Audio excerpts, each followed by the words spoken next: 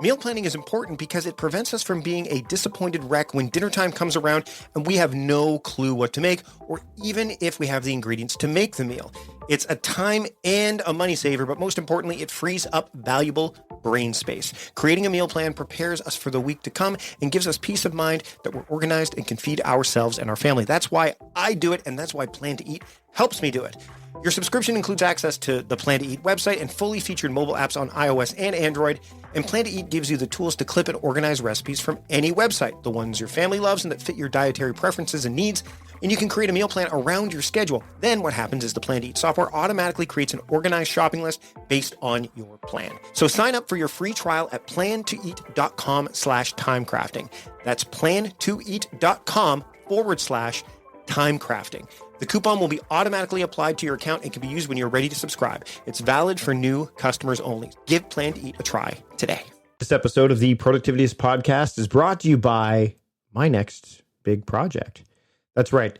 I am working on a big project and I can't wait to share it with you.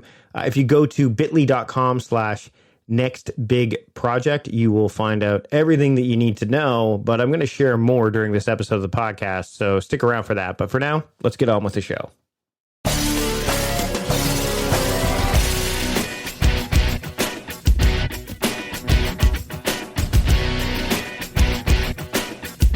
Welcome to the Productivityist Podcast. I am your host, Mike Vardy, and this week on the show, a fellow productivity enthusiast, strategist, specialist, all of those things combined.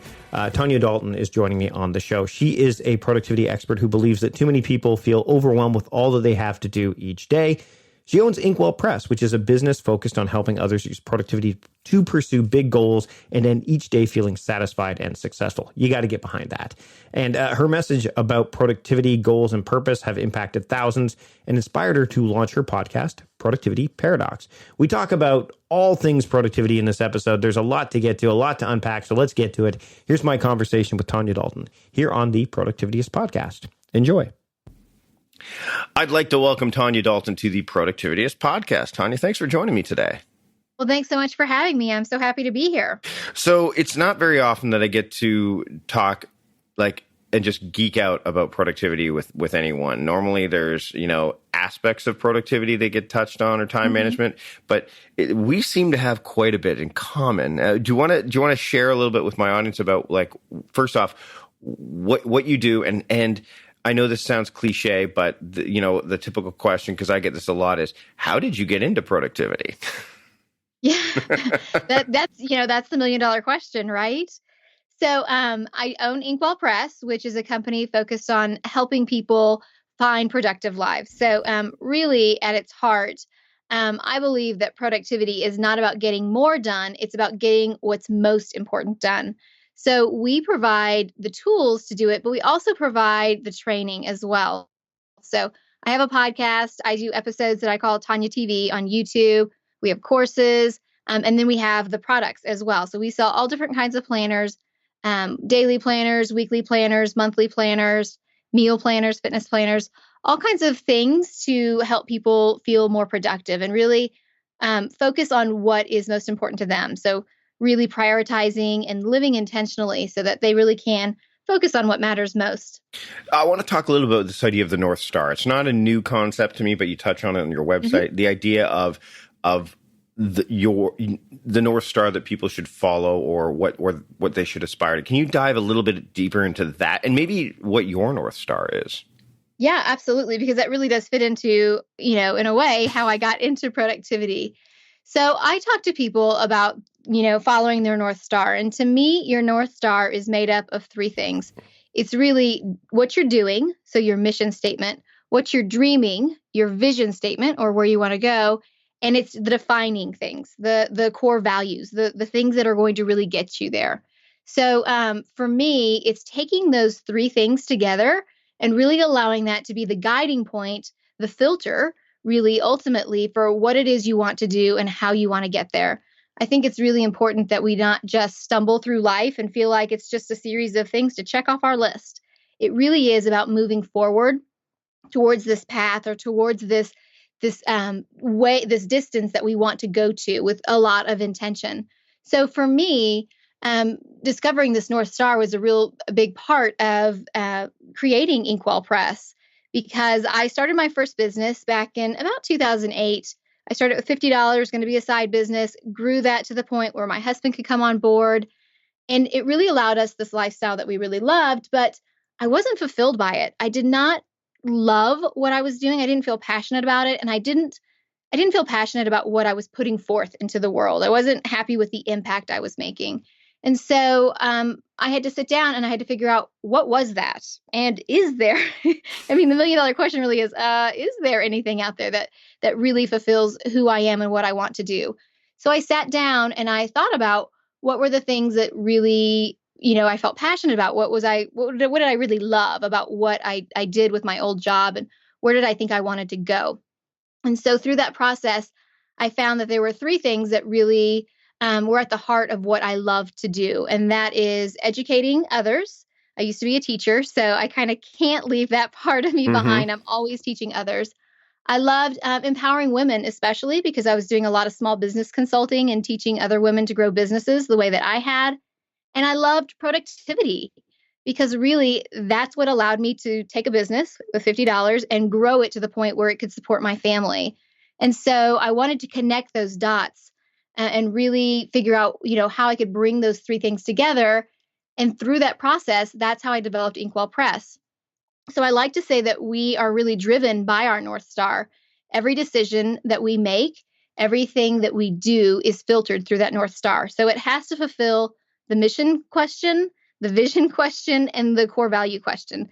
Does it fulfill these things? Does this really go in the direction that I really want us to go with the vision of where inkWELL Press is going to go? Does it fit with the North Star that I have for me personally, as well as the owner of the business? And so because of that, I think I've really been able to filter out, figure out what I want to say yes to and what I want to say no to. And I think that's really the beauty of having a North Star. It really gives you that permission at times to say no. And it allows you the guidance to know the direction you want to really travel in and move forward in. So one of the things I find when I'm working with people, either through coaching or just talking with them, or even talks, is the challenge of sticking to that, of the propensity for the brain and the speed of life to kind of steer you, or put clouds in front of your North Star so you can't see it. The cloud. How do you help? I mean, we all fall victim to it. Even people, that do this kind of thing for a living. We all, we all have our moments. How do you help people kind of when either they say, I've lost sight of it temporarily, or they sit back and you'll get a little side eye from people from time to time saying, oh, well, taking time to do that just seems like it's going to take too long, and I don't have time for that. So how do you deal with that? Right. Well, first of all, I love how you say that even though we talk about productivity, it doesn't mean that we're always productive or we're not slipping back from time to time, because we're humans too, right? I'm always surprised when I say something about, how I've wasted time, and people will say, really? You've done that? I'm like, well, I am a person, so, I'm not perfect. But it really does help to have that North Star in place so you can see. And I think there are a lot of times where it gets clouded over. I think it gets, that North Star gets those clouds in front of it a lot of times when we are just kind of stuck in that rut of that busyness of life, of feeling like we need to do more, or we have to say yes to so many things, and our day just feels crammed full, and we're operating a little bit on autopilot. And I think a lot of that happens, especially when we have a hard time differentiating between what is urgent and what is important. Right. Oftentimes people feel like whatever is urgent, well, it has to be important because it's it's the loud beings and the loud, sirens, it's the fires that need to be put out. And so a lot of people end up spending their days basically putting out fires all day long. And so they don't feel like they have the time, or it feels like it's a luxury maybe to spend the time to really understand what that North Star is. So I spend a lot of time really talking to people too about understanding what is truly important to you and prioritizing, because I think prioritizing is at the heart of productivity, really making sure that you're working on the important things first.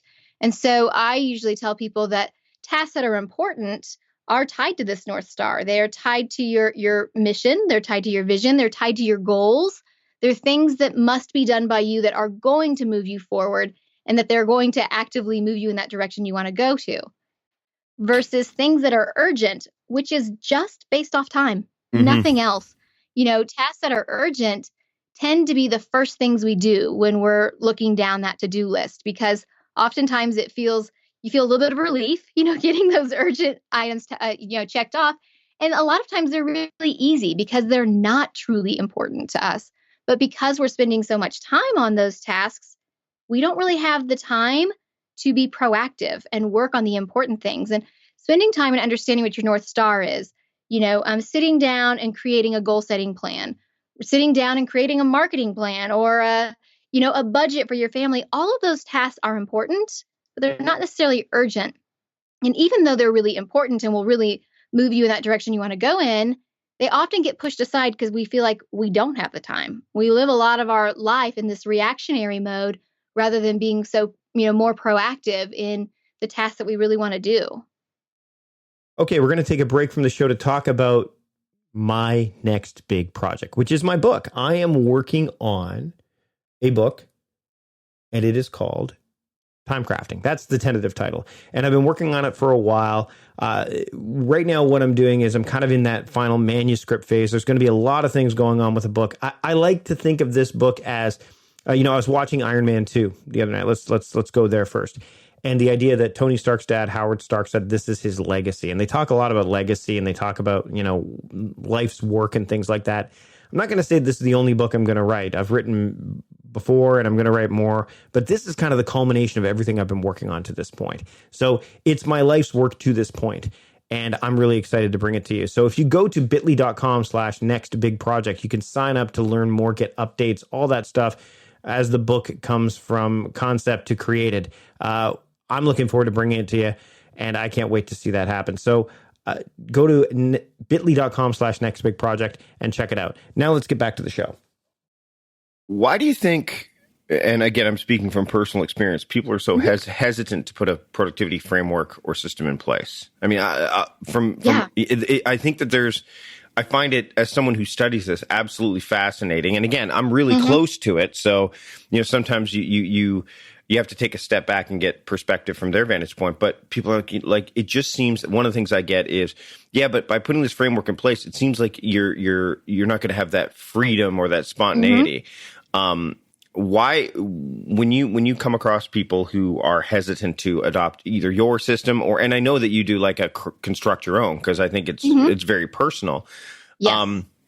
How do you deal with that? How do you help people understand that, look, if you put a process or framework in place, it doesn't make you less human. You're not a robot. It makes, in fact, I would say it, like, how do you do it? Because I know how I do it. So I'd like to hear how you do it. Yeah. Well, for me, it really is that, I think you hit the nail on the head when you talked about that rigidity, right? That it's this really structured. And so it feels like it's going to be uncomfortable. I think that for a lot of people, productivity has failed them in the past, or we might put it another way. They might feel like they are a failure at productivity. Or and I don't mean to cut you off, or they don't truly understand what productivity actually is. They associate it with doing more stuff or doing stuff all the time. Exactly. Yes to all of that. I agree. People do get caught up in this idea of it is about doing more.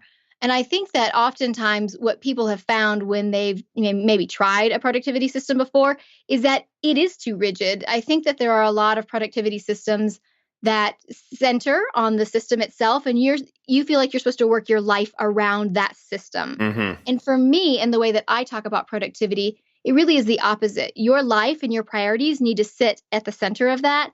And then we create systems, and you customize systems so they fit for you. And I think that really good productivity systems have to have that flexibility, because life is flexible. Life ebbs and flows and has some great highs and some low lows. And we need to be able to allow for that. And we need to allow for the growth of who we are as we evolve over time. And so I think that's why you get a lot of pushback from people sometimes, because they are used to thinking that these systems are rigid. They're used to thinking that this means I'm going to have to change my lifestyle. And nobody likes the sound of changing their lifestyle, right? It sounds like going on a really strict diet. Doesn't sound like fun. And so to me, it really is, you create that foundation first of discovering what are your priorities? What are the things that are important to you? And then creating systems so that those things are what you spend the majority of your time on. And when you do that, productivity becomes fun because you're really happy with what you do. And that's really what life is all about, isn't it? Being happy and ending our days feeling satisfied. But because so many people do have this mindset that productivity is about doing more, they run around busy all day long. And when they go to bed at night and they put their head on the pillow, they think, oh my gosh, I didn't do nearly enough. I could have done more, even though they were busy all day long. And that's really defeating, and it feels very unsatisfying to end our days that way. So it really is shifting this mindset for people, getting them to look at productivity through a new set of eyes and seeing it for what it really is.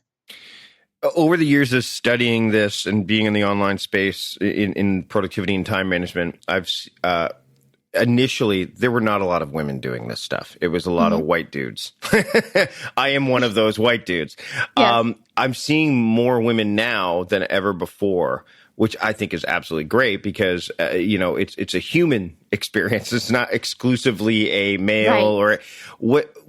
Have you found that too over how you've studied this for pretty much, I think, around the same length of time. So have you found that there was a definite, and I know we're drifting a little bit here, but I think it's an important thing to note. Did you find the same experience? There was a lot of it was fairly a male dominated space and now there's more women, or maybe you are you're ushering in and seeing more women. It's just because it's one of those things that now I see it, I'm like, okay, good. Whereas before it was just you had the people that were you had the David Allens, you had the Stephen Coveys, you had and those are the upper echelon. But I mean, even the people that are like us, there was it was predominantly a male ruling kind of space. What are your thoughts on that? Absolutely. It's so funny because I was just speaking with Chris Bailey, who's a productivity expert. I was speaking to him yesterday, and he said the exact same thing to me. So that's so funny. And he said the exact same thing. It's full of a lot of white guys, and it really has been historically, a male dominated topic. And even now, I'm starting to see some more women. I'd love to see even more. But it is a space that is filled with a lot of men. And I think, a lot of the advice they give is great. And I feel like it's very applicable. But it is really nice for a woman, especially maybe even speaking directly to other women, because we do have unique needs and we do things a little bit differently. And so to me, it is a fabulous thing. I think diversity in any space is a good thing. And so it is nice to see more women speaking up about time management and productivity and habits. We're starting to see a little bit more of that. And I think it's a wonderful thing because I think it just brings more thoughts and ideas to the table. And I think it's one of those things where there's never really a one size fits all for anyone. It's kind of like a one size fits all shirt. Doesn't fit at all. Right. And so it's nice to have all these differing views and these viewpoints where you can pick and choose a little bit from these different systems and find and customize really what works for you. And ultimately, that's really what I love seeing. So I'm happy that we are starting to see that diversity. I love that you're seeing that as well and that you're liking that. Yeah, I mean, today for the podcast, I'm talking to you and I'm talking to another woman, and I'm seeing more of that. It was really interesting. And I think we all live in this bubble too, right? I mean, up until about probably 2 years ago, my podcast was predominantly, there were a lot of male guests. And I got feedback saying, hey, you need to have more women on the show. And my wife, who does a lot of the bookings of the guests, she took it upon herself to, go and do some outreach on that front. And it didn't take much effort to have that happen. And I think it's because we all get kind of stuck in, like you were talking about earlier, we get stuck with our own perspective and our own mindsets about, this is how this is. So therefore, this is the way it should be. And you need to stretch, which again kind of ties in nicely to the idea of when people are trying to put their to-do list together, or they have this, they'll read like Getting Things Done, which I think has all the elements of a great system. But I think there's some, factors to it that make it difficult for some people to adopt, like you talked about, like you have to fit in the system instead of making the system work for you.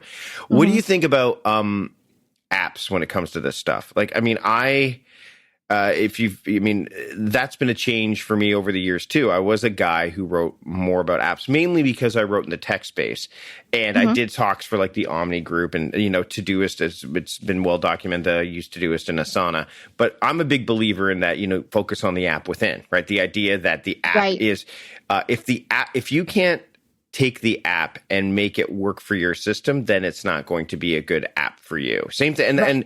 And so touch on number one, are you using any apps? Number one. Secondly, when you put your planners together, how important was it for you to make them as flexible as possible so people could customize them for their needs? Yeah, those are great questions.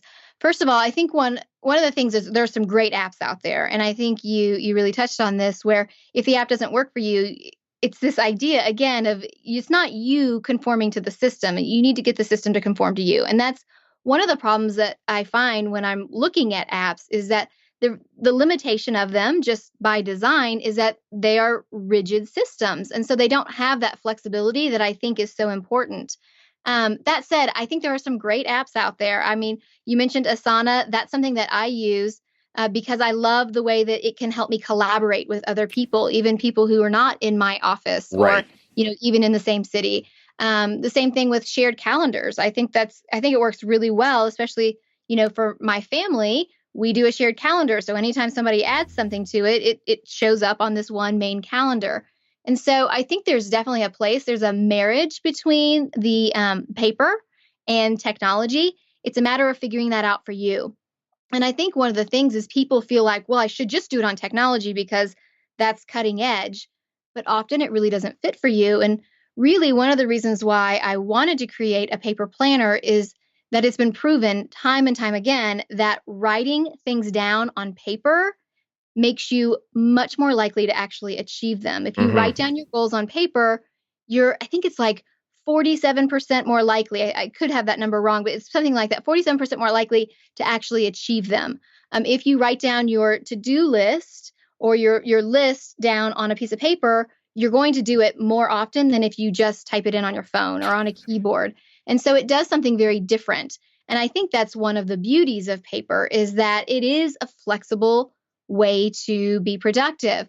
So with the planners that I created, there is a lot of flexibility in them. It has some structure because I think structure is really important, but you're able to bend that structure a little bit. And the planners that I offer are created so that they can be fully customized, that you can take the pages out, put the pages where you want to put them. You don't want to carry your whole year's worth with you. You can take that out. You want to add meal planner inserts in, you can do that. And so it really can be customized. And that's really what's important, is having that flexibility, having that customization. So there's lots of parts to my planner that is designed to be flexible. It's really designed so that you can create the system that works for you. And when people purchase our planners, it comes with a series of videos that walks you through. And I've done this ever since I first started doing the planners, but it walks you through how you can make the different pages work for you. Well, here's an idea for maybe how you haven't thought about using a perpetual calendar, or here's a way that you can use the project tracker, or here's some thoughts and ideas. And then in these videos, we also work through some exercises of figuring out, what are your priorities? Are you spending time on your priorities? What can we do to give you more time to focus on these things that are most important to you? And so for me, it is always been, since the very beginning, that the user, the person who's using the planner or using the product, they are at the center and they're creating it for themselves. But they're not starting from scratch, because there's that structure there. And I think that's really important, because starting with a blank page is really overwhelming for most people. Yeah, one of the things that I talk about is, like, if you're going to capture things on paper, have some way to capture it. Like, don't just write it down. Yes. Because if you... Not on a scrap sheet. No. But if you're going to have a scrap, you could write it down on a scrap sheet, but you better be consistent with the way you write it down in your regular... Like, I talk about, like, action mode project, right? So if you're going to write something down, attach a mode to it and attach a project to it, or put the verb in front of it. Like, make it so that when you look at that scrap of paper later, it's not just a scrap of paper. It's something that you can clearly, and then you can transfer it into, whether you're going to do it in digital or paper or whatever. As we get close to wrapping up here, there's something that I think you could definitely speak to, and it's one of those things that I I find challenging with people when they dive into this kind of stuff is they want to do it all at once. Yes. So yeah, I'm familiar with that person. So how do you, what's your take and what's your tactic when it comes to someone who comes to you and they say, okay, I bought the planner and I've got the system and I'm going to do it all now. What do you say to them? Because I know what, again, anyone who's listened to the show knows what I do and follow my work knows what I do, but I'd like to hear how you kind of, deal with that situation. Yeah, I'm on board with you. I'm all about taking big things and making them bite-sized, right? Eating the elephant one bite at a time. And I think that people get really excited. They hear about a new system. They hear about, a product, and they want to jump all in. And I love that excitement. There's something to be said for that excitement. But what ends up happening is you're trying to do too much at the same time, and you end up overwhelming yourself. And then you say, forget it. This is way too much work. And so I usually tell people, start small. Start with one small win. So, let's say that you are working towards a goal of having your house more organized. Figure out what's the smallest thing you can do for the next 2 weeks and focus just on that one thing and start building in some habits so that these become second nature and it becomes an easier process for you. Let's take the thinking out of it by creating some habits. So focus on one thing and one thing only that you're going to start doing or you're going to start changing about yourself or how you're doing these things. And start with that one thing for 2 weeks, and then you can build on it if you feel like you're at that place where you're comfortable and it's feeling a little bit more of a habit. I think that that's one of the biggest mistakes is people do want to go all in. They want a full transformation. They want a magic pill where it's like, here you go, here's the system, and now go. But really, you have to take these systems with these small little bites so you can figure out, how do I make this work for me? And ask yourself, does this work for me? Just because somebody has told you this is how, this is what works for them, doesn't mean it necessarily works for you in the way that you run your life. So that's usually the advice I tell people, whether it's at a speaking event or a workshop or whatever. Start with one thing that you feel excited about that you've learned today, and let's focus on that one thing, and then let's build up that momentum, because one step leads to 2 steps, 2 steps leads to 3 steps, and then before you know it, you're off and running and you've got that momentum built. And that's so much easier than trying to start from a dead stop and go 0 to 60, right? Mm-hmm. So take your time and really dive into each step of the process and enjoy the journey. Don't just look at that end destination, but enjoy every step of the way. Last question, and this is kind of goes back to what we talked about earlier. What is the thing that you still struggle with when it comes to productivity and time management? Because we talked about being human, and we talked about, like, as much as we live and breathe this stuff, we have our moments. What's the thing that you find yourself challenged by on a more consistent basis than anything else? Yeah, that's a great question, because I love this question, because like I said, people assume that everything comes easy. But one of my struggles is honestly getting enough sleep, because I know that sleep is required. I know that it's an important thing, but oftentimes I struggle with getting enough sleep, because a lot of times I do like to get up really early. I generally take I tell people I take a 26er, which is my 26-minute nap that I take in the afternoons, which is my ideal nap time. And that does help. But I do still struggle with it, because I really enjoy my morning time, my morning routine, getting up early, feeling like I've really worked on a priority first thing in the morning. But I'm a night owl by nature. Yeah, so I have me too. a really hard time, right? Yeah. And that's difficult, because I do truly enjoy that morning time of getting up really early, having some quiet writing time, really thinking through some of the bigger tasks in my day. And that's when I can really focus on being proactive. But I really have a hard time going to sleep early, because I like being up late. My body's like, you know what, let's stay up late. And then I'm wanting to get up, 4:35 in the morning. And sometimes my body just rebels, and rightly so. So that's definitely a struggle for me. Yeah, I'd say the same. I finally just decided to give up on the whole morning thing. For me, it's like, don't fight your body clock. I mean, the only reason that I probably go to bed at about 1 in the morning now, which is, as I'm getting older, I think your body naturally says, okay, you know what, you're going to bed earlier. But I get up at around 8. So I get about 6.5 to 7 hours of sleep, because by the time I go to bed at 1, it's like I'm out. And I am a heavy sleeper, which, I mean, if you're a night owl and a light sleeper, that's hard. That is hard. That yes. is hard. And I don't know, are you a light sleeper or are you a heavy sleeper? Well, I used to be a heavier sleeper. I've become a lighter sleeper, unfortunately. Right. And I try to fight that.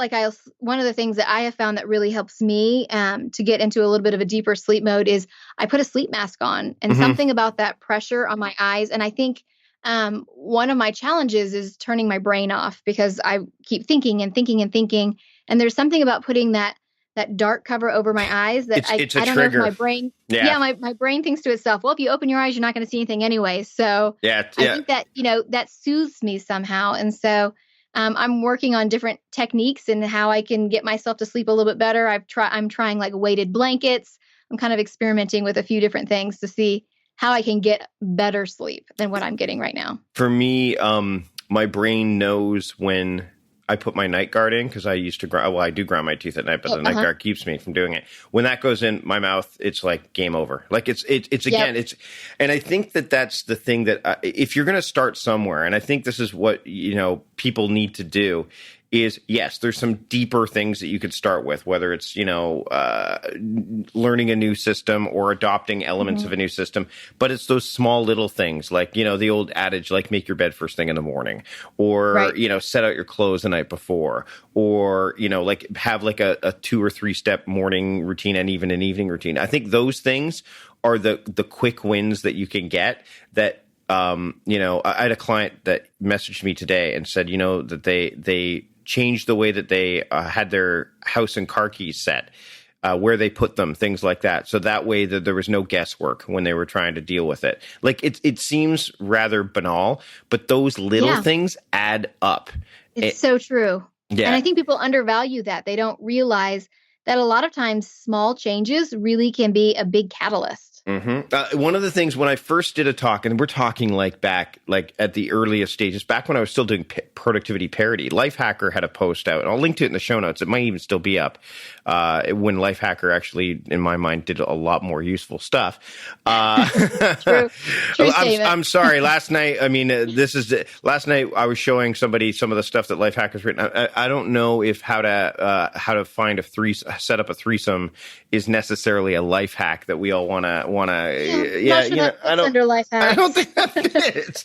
But I could be wrong. It depends on your lifestyle. I guess it's a very subjective thing.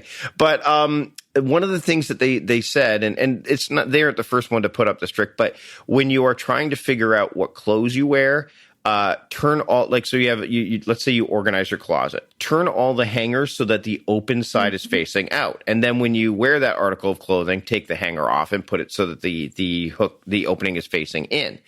And then by the time the season's over, you'll see what clothes you actually wore versus the ones you never do. Because our brain always goes, oh, I'll wear it. Remember, you probably had this happen. I wear this all the time. And then you look 3 months later and you realize there's dust on it. Yeah, exactly. So simple little things like that, you could do that even without organizing your closet. Just go in, turn all your hangers, and it's just that mental weight.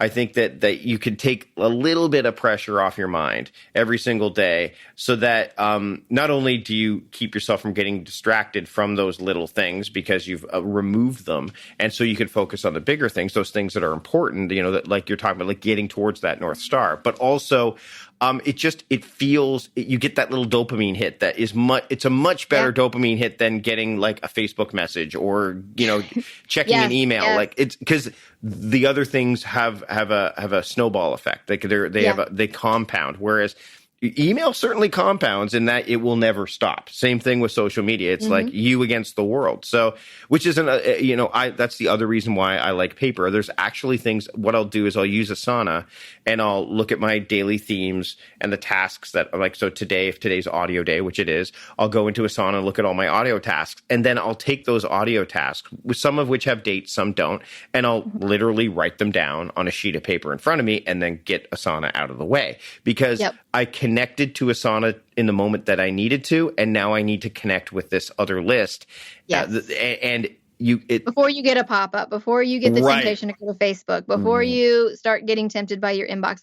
I completely agree. That's one of the biggest problems I think with technology is that it's a rabbit hole. It really is. You're always connected, and you're connected often to the wrong things. Yes, absolutely. I absolutely agree. And I do the same thing with my Asana. I'll go and I'll check it. I look at my themes for the day. So we're obviously very aligned. Yep. And then I write it down. Yep. You write it down, and then you can figure out, then you look at the prioritization in terms of, like, for me, it'll be energy levels, right? So if it's, especially now, I'm on the road right now. So even though it's audio day, I'm talking to you, I'm talking to this other person in a couple hours. My audio tasks are going to be limited today. But that's okay because like actual recording of audio, but I can do things like write show notes, read the books that people send me, go in and say, okay, well, you know what? Let's find out some, like, get those links for that I just mentioned. Like all those, they're all audio day, by the way, is also, and again, this I think is really key, is that you can, if your themes are broad enough, you can fit inside of them things that you wouldn't normally think to. Like audio day, I make all my phone calls that I need. I'll call my mom. I'll call my brother. I'll call, why? Because audio, the phone is audio. Like it just it just makes sense, right? And it's that flexibility, right? I mean, you're giving yourself that flexibility. So still some structure, but you have that flexibility for what you're going to be doing. It's not so rigid that you feel like, oh, this is a time waster. Calling your mom is not a time waster. No, right? no. I would probably, and actually, this is another interesting thing. I was reading an article today. I'll link to it in the show notes. My buddy Patrick Rohn shared it with me about like the to-do list and what should go on it. And people will often, and I know I said last question, but clearly we're moving on, is personal stuff needs to go on there too. A lot of people, what they'll do is they'll use a framework or a system or an app just for work, and then they get home and they're like, well, now I don't need to use it anymore. I'm free. But it's the opposite, because you want to call your mom, and the speed of light, it's like cats in the cradle, right? Like you will. Right, exactly. So I think it's those things. We think about productivity for work, and I think this is one of the limitations we see a lot of times with the way people speak about productivity is they think about it for work. But it doesn't matter if you're bringing home the bacon and you're frying it up in a pan. If the kitchen is burning down around you, you have to take care of the home front, because that's a foundation. Feeling good when you come in the door and feeling like there's some things in place so that laundry doesn't become this giant monster, that makes you feel more stress. So I think that's so true. Like it's okay to use some of these work tools at home. Yeah. Again, I think that you have to get out of the mindset that they're work tools. I mean, you talk about like the liveWELL method, right? Mm-hmm. That work is part of life, and life is part of work. I think, and that's why I hate the term work-life balance. I think it's more like, and you mentioned harmony. I've noticed that. That's me. Like I'm all on board with that, because I think that harmony is what it's clear they're interwoven. Technology has made that happen. The fact we can work from anywhere in the world has made that happen. So rather than go, well, how do I balance these things? Because if you're trying to balance, that means one is definitely out of whack. And if you've ever tried to balance something, it's a struggle. Like, especially, but if you're looking at harmony, you could think about a song or a piece of art. Like there's a certain point where if it's too busy, then you want to take things out of it, right? Or if a song can sound great, like with just melody, and then you start to layer harmonies. But eventually at some point you're like, okay, that's too much. It's got a bit too busy. Let's pull that out, right? I think that's what you should be striving for, is this harmony between, work and life, because ultimately the whole process of living is made up of both of those things. So you can't shut one off and turn the other one on. I don't care if you're like creatives, especially. I'm at a conference right now about creatives, and I'm like, yeah, you guys, like, you live and breathe creativity. So it's not like I can say, okay, you're home now, time to not be creative. Like you just can't, like, it's part of the fabric. You can't shut that off. Yeah, it's the same thing with, like, I mean, one of the things that I love about what I do, and I'm sure you're the same, is that it's always in the back of my mind, time management. Like, yeah, yes. which is, yeah, I love the pain expression. Like, Yeah, I yes, can't get away from it, even if I wanted to, but I don't because I love it. right. Like, I will look at something and I will look at it through the lens of how does this apply to time management, or how does this apply to product? How can I bring, take something that is ordinary and apply it, or and make it extraordinary through this lens of time. Like, we talked about breaking things down smaller, like grocery shopping. When people write down, like, get groceries, I'm like, is that a task or a project? It's a task. I'm like, no, it's not. It's a project. Yeah. And they're like, well, how do you know that? I'm like, okay, give it to your kid and say, go get groceries and see what happens. Yeah. Well, I can tell you what you're going to come home with, but you're not going to be able to cook any dinners with it. They're going to go, well, what grocery store do I go to? How do I get there? What, Can I get all the candy? Yeah. Do I need to make a list? What do we have? I'm like, it's a project. There's lots of mini steps. Right. We compartmentalize it into it's like driving a car. If you've read The Power of Habit, the same thing, like they talk about the idea of the basal ganglia. And it's like, when we're learning to drive a car, we have to take each individual piece. But eventually, over time, we learn that, okay, we get in the car and we just go, right? But we don't. Like, there's elements that we still do just subconsciously. Same thing with doing laundry, same thing with getting groceries. But if you were to give it to someone that has never done it before, like, say, a child, they're going to go, I don't know how to do laundry. Like, how do I operate the washing machine? What do you mean I have to separate the whites and darks? What do you mean that there's, like... It's funny you mentioned the driving, because I'm teaching my son how to drive right now. And just figuring out how much pressure to apply to the gas and to the brake. I'm like, oh my gosh, we really got to break this down even further. You don't realize how much. Shifting gears. Yeah. Like, it's like, like eventually you just know, oh, now it's time. But it takes a while to figure that out. It does. Yeah. You think about like the things like the steering wheel and turning it on, but it's the little things in there. The how much pressure do you put for your foot? How much do you turn the wheel? It really is. That is a big project. Teaching myself to drive. So I think that as we wrap up here, and we are definitely wrapping up at this point, is this idea that this is a lifestyle. It's a journey. It's an ongoing thing. It's not a diet. It's not a quick fix. What do you? How do you help people realize that is the case? It's not a one and done. It's an ongoing process. Yeah, that idea that it's not a magic pill. I usually tell people, especially, when they're signing up to take the course or something like that, I try to be really frank with them and tell them that if you're looking for a magic pill, this is not going to be it, because there is no magic pill. And so part of my messaging a lot is about that idea of discovery, of really starting with uncovering what is important to you. I think that helps people realize that there's going to be some work involved, because I talk about the fact that, sometimes we have to peel back the bandages, and sometimes we don't like what we see, but those are good starting points. Those are good things to learn from, good things to show us where we do need to lean more into with our time and our energy and our focus. And so that's a lot of what I talk about to people, is starting with that basis, that foundation of really uncovering what's important to you. And I think because of that messaging, I think people get it, that I'm not going to just hand them something and say, now go do, just go do what I say. Because I just don't think that works. And at the end of the day, it's not about getting more people into the course or selling more, more planners. To me, it really is about helping people create these lives that truly make them happy, that they feel more intentional, and they feel like they're really focusing their time on what's most important. That is really why I do what I do. It's never about the money. It's never about the number of tickets you sell. It is about getting people to really realize that life that they really want, that life that they dream of, is possible. You just have to really learn to focus and give your attention and your time where it matters most. Tonya, this has been a great conversation. I really want to thank you for joining me today. Where can people find out more about you and your work?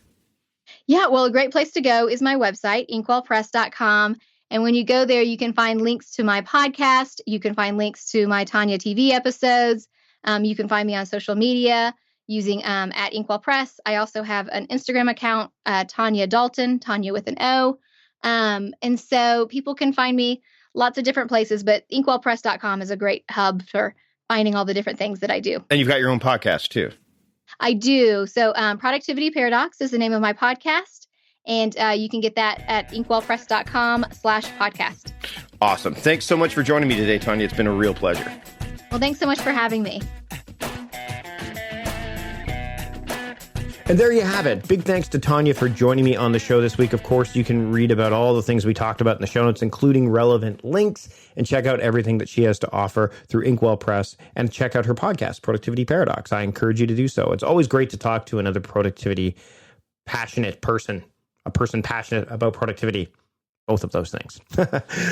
Thanks to John Polster for producing the show. This one was a tight one because, and what I love about John is that not only is he a great producer, he's a good friend. And when I get far ahead with my interviews, I tend to, think, oh, I'm going to be good. I'm going to be good. So even I fall prey to my own, elements of procrastination from time to time. And John can kick my butt every once in a while. This episode was one of those. So thanks to John for doing that. And thanks to you for listening. If you enjoyed this show, you enjoy the vulnerability that I just displayed, and you enjoy conversations like I had with Tonya, then please subscribe to the podcast. Don't miss a single episode. So whether you're listening to this on Apple Podcasts or Spotify or wherever you're listening to podcasts, please subscribe to the show. And then one step beyond that is to leave a rating or review. John and I look over those quite regularly, so that way we can make the show better. And I encourage you to leave a rating and review for this episode or for the podcast as a whole. I really would appreciate that. And if you want to keep up with my next book, the next big project that I'm working on, my new book, then head over to bit.ly/nextbigproject and you can make that happen. Thanks again to you for listening. Thanks to Tonya for joining me. Thanks to Connie for putting the show notes together. That's it for this week.